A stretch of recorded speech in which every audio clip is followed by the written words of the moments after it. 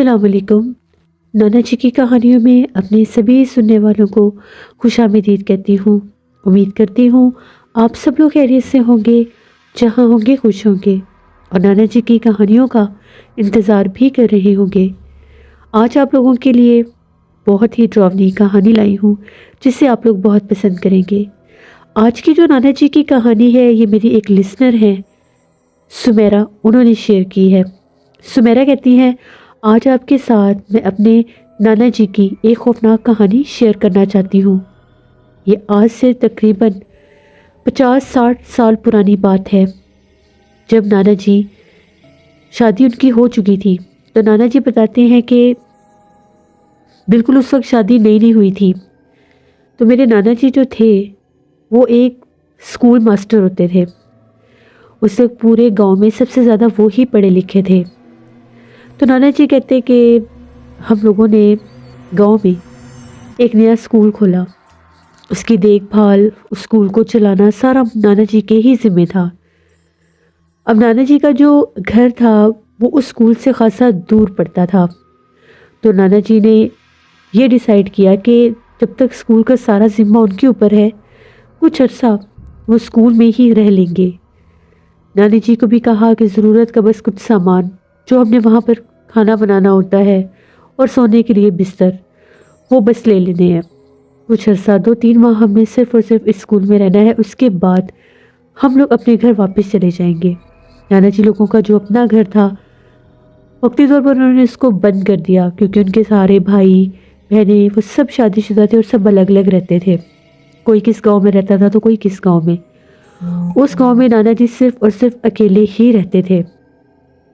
تو نانا جی نے وہ جو نیا اسکول تھا وہاں پہ جا کر رہنا شروع کر دیا۔ کہا یہ جاتا تھا کہ پہلے بھی کبھی وہ عمارت جو تھی وہ اسکول رہ چکی تھی، لیکن وہاں پر ٹیچرز نہ ہونے کی وجہ سے وہ اسکول وہاں پر چل نہیں سکا۔ تو اب اپنے ہی گاؤں کے جب نانا جی جب ٹیچر بن گئے تو پھر انہوں نے کہا کہ میں خود ہی اس اسکول کو بھی چلا لوں گا۔ نانا جی نے وہاں پر کلاسز بنوائی، سارا کچھ کیا، پورا اسکول کا سیٹ اپ چل گیا، یہاں تک کہ بچوں کے داخلے بھی ہو گئے۔ اسکول کی بلڈنگ جو تھی وہ کافی زیادہ پرانی تھی، بہت زیادہ، اور وہ جو ان کی عمارت تھی کافی عرصہ بند رہنے کی وجہ سے بہت زیادہ بوسیدہ اور خراب بھی ہو چکی تھی۔ اس کی صاف صفائی بھی کروائی، بہت زیادہ درخت تھے ان کو بھی کٹوایا۔ اسی اسکول کی بیک سائڈ پر 2 کمرے تھے جہاں پر نانا جی وغیرہ نے رہنا شروع کر دیا۔ نانا جی کہتے دن بھر تو بچوں کا رش لگا رہتا تھا، بچے آتے تھے، پڑھائی شروع ہو گئی، دوپہر ہوتے ہی پورا جو اسکول تھا وہ ویران ہو جاتا تھا۔ سردی کے دن تھے، بہت سخت سردی پڑتی تھی، تو دھوپ میں بٹھا کر بچوں کو پڑھایا کرتے تھے نانا جی۔ شام کے وقت نانا جی اور نانی جی جو ہیں انہی کمروں میں رہتے تھے۔ ایک کمرے میں انہوں نے اپنا سارا کھانے وغیرہ کا بندوبست یعنی کچن بنا لیا تھا، اور ایک کمرے میں وہ لوگ سو جایا کرتے تھے۔ نانا جی کہتے ہیں کہ ایک رات کی بات ہے، مجھے ٹائم کا اندازہ نہیں، میری آنکھ کھلی تو کمرے میں بہت یک ٹھنڈی ہوا آ رہی تھی۔ میں بہت زیادہ حیران ہوا کہ کمرے میں اتنی ٹھنڈی ہوا کیسے آ رہی ہے، ہم تو کھڑکیاں بند کر کے سوتے ہیں۔ مٹی کے بڑے بڑے کمرے اور ان کے اوپر لکڑی کی پرانی کھڑکیاں ہوتی تھیں۔ تو نانا جی کہتے ہیں جب میں کھڑکی بند کرنے کے لیے اٹھا تو کیا دیکھتا ہوں، باہر ایک چھوٹا سا بچہ کھڑا تھا بالکل سامنے گراؤنڈ میں۔ اب وہاں پر جو برآمدے تھے وہاں پر بلب لگے ہوئے تھے، روشنی تو تھی۔ نانا جی نے جب دیکھا تو وہ بچہ جو تھا بالکل سٹل کھڑا ہوا تھا۔ جیسے نانا جی غور کرنے لگے تو بچہ بھاگ کر برآمدے کی طرف چلا گیا۔ نانا جی بہت زیادہ حیران ہوئے کہ اتنی رات کو یہ چھوٹا سا بچہ کہاں سے آ گیا، جبکہ اسکول تو دوپہر کو بند ہو جاتا ہے اور اس کے بعد کبھی بھی کوئی اسکول کی طرف نہیں آیا۔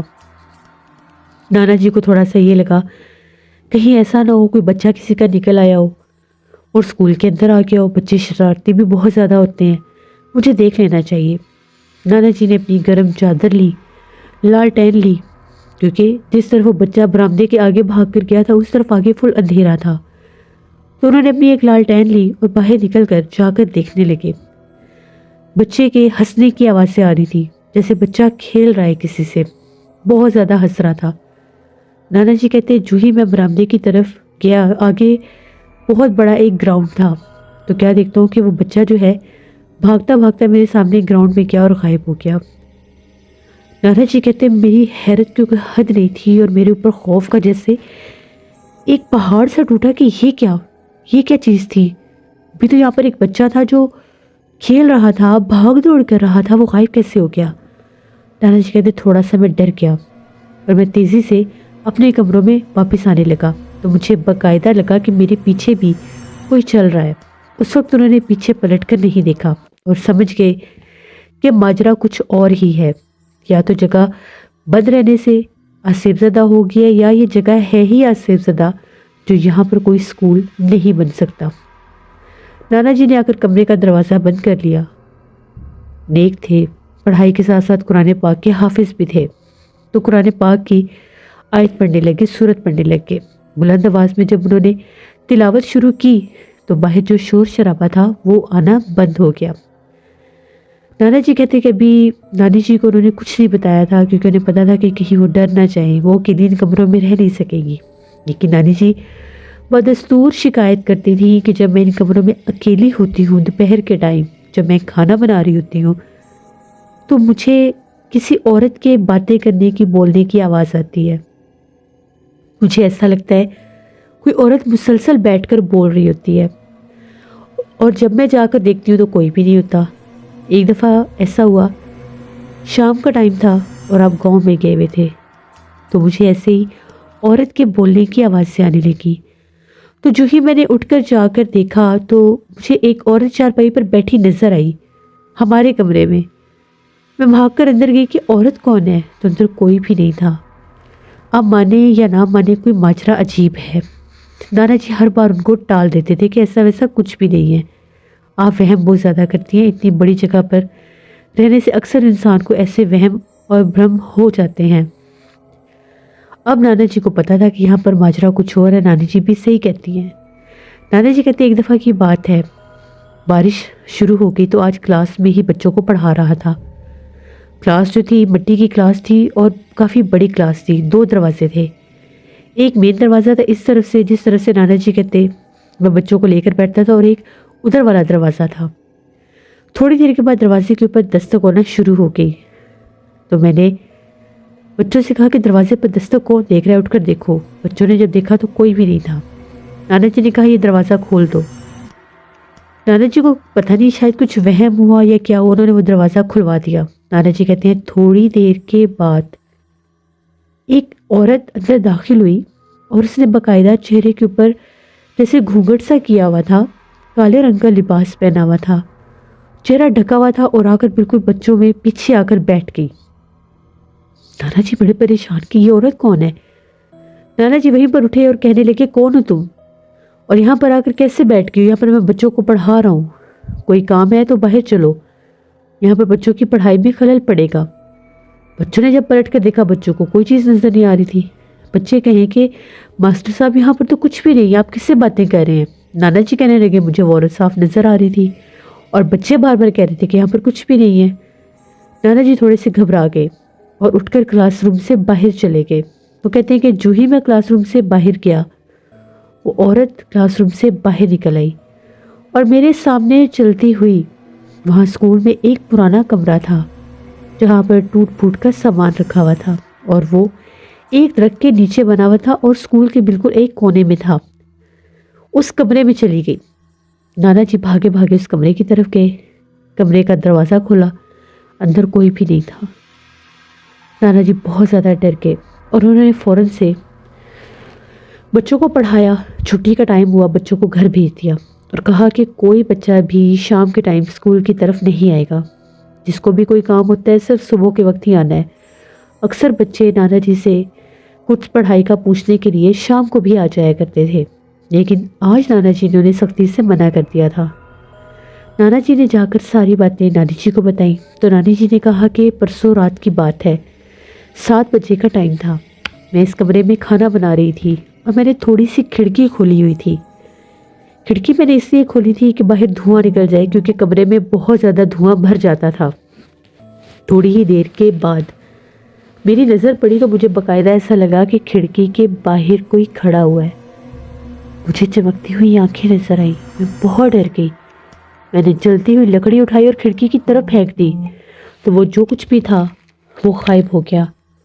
یہاں پر رہنا ہمارا بالکل بھی ٹھیک نہیں ہے۔ اگر ہم لوگ یہاں پہ رہے تو یہ جنات ہمیں نقصان بھی دے سکتے ہیں۔ نانا جی نے بھی نانی جی کو ساری باتیں بتا دی کہ یہاں پر جنات کا بسیرا ہے، اور مجھے بھی کئی بار وہ جنات نظر بھی آ چکے ہیں۔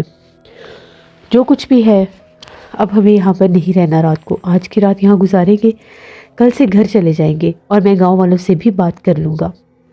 نانا جی کہتے ہیں کہ وہ رات بہت شدید سردی تھی کیونکہ صبح بارش ہوئی تھی، تو ہم لوگوں نے دیکھتے ہوئے کچھ کوئلے جو تھے اپنے پاس اس کمرے میں بھی رکھ لیے۔ کمرہ جب گرم ہو جاتا تھا تو ہم لوگ وہ کوئلے اٹھا کر باہر رکھ دیتے تھے۔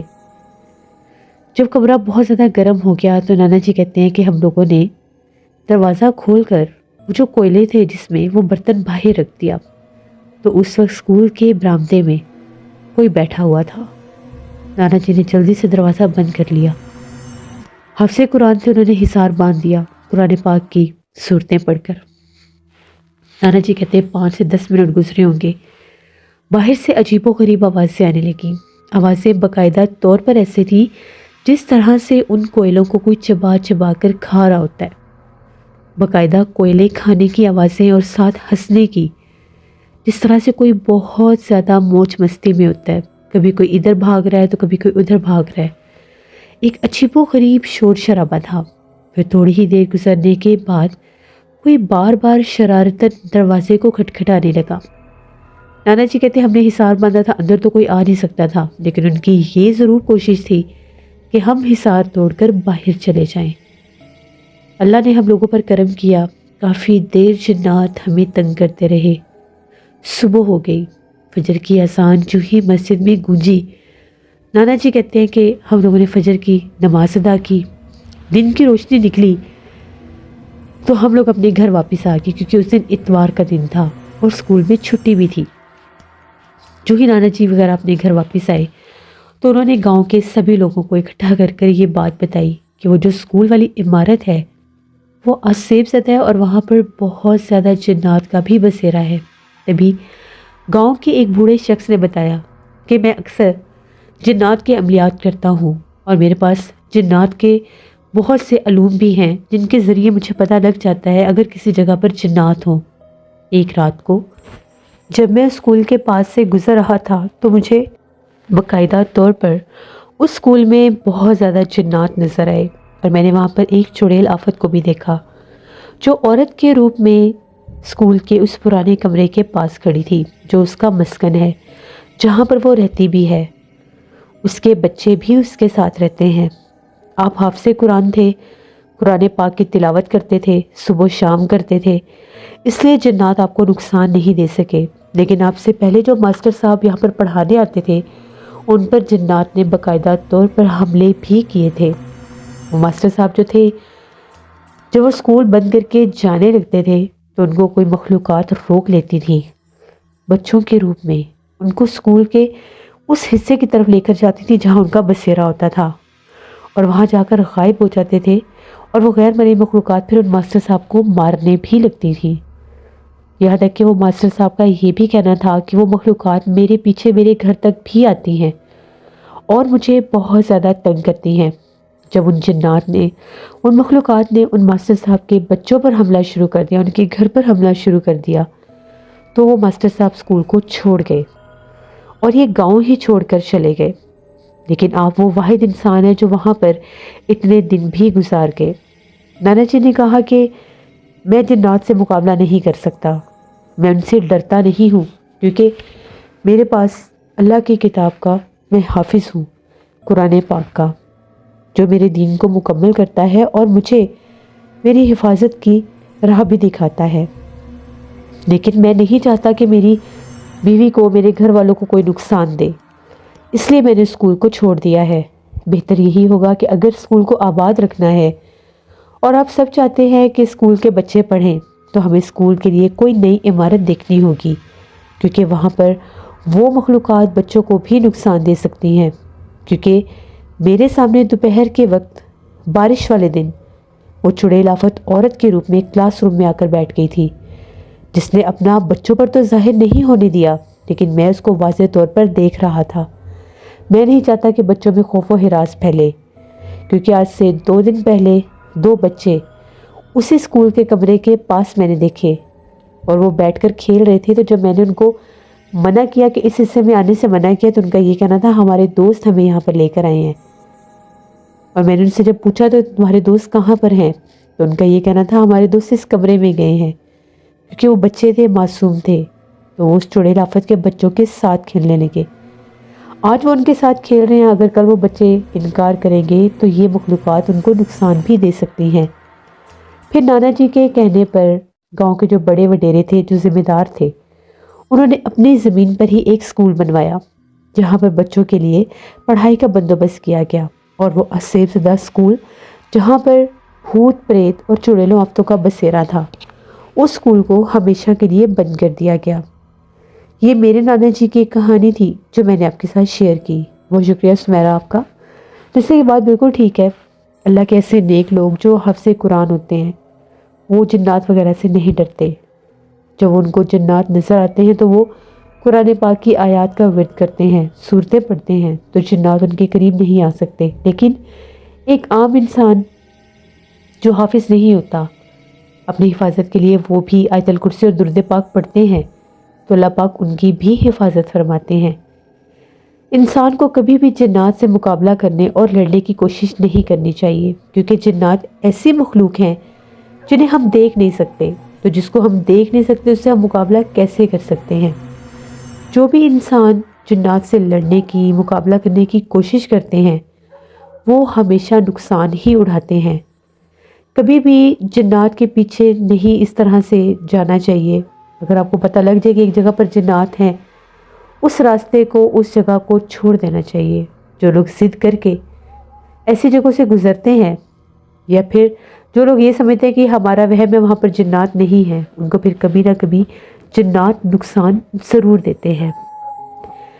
ये एक कहानी थी और बढ़ते हैं आज की दूसरी खौफनाक कहानी की तरफ। ये खौफनाक कहानी जुल्फ़कार शेयर कर रहे हैं।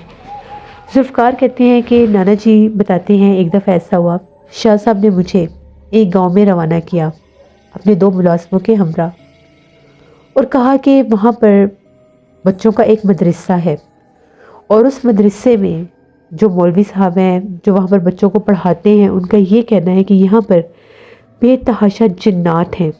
जिन्नात हमें तंग करते हैं। जिस टाइम हम लोग कुरान पाक पढ़ना शुरू करते हैं, जिन्नात बच्चों को नज़र आने लग जाते हैं और बच्चे शोर मचाने लग जाते हैं कि हमें यहाँ पर डरावने चेहरे वाले बच्चे और मर्द नज़र आ रहे हैं, आप वहाँ पर जाएं और सारी तहकीकात पता कर आएँ। नाना जी कहते हैं मैं वहाँ पर उस गांव में पहुँच गया, वहाँ पर लोगों से मिला और उस मदरसे में भी पहुँच गया।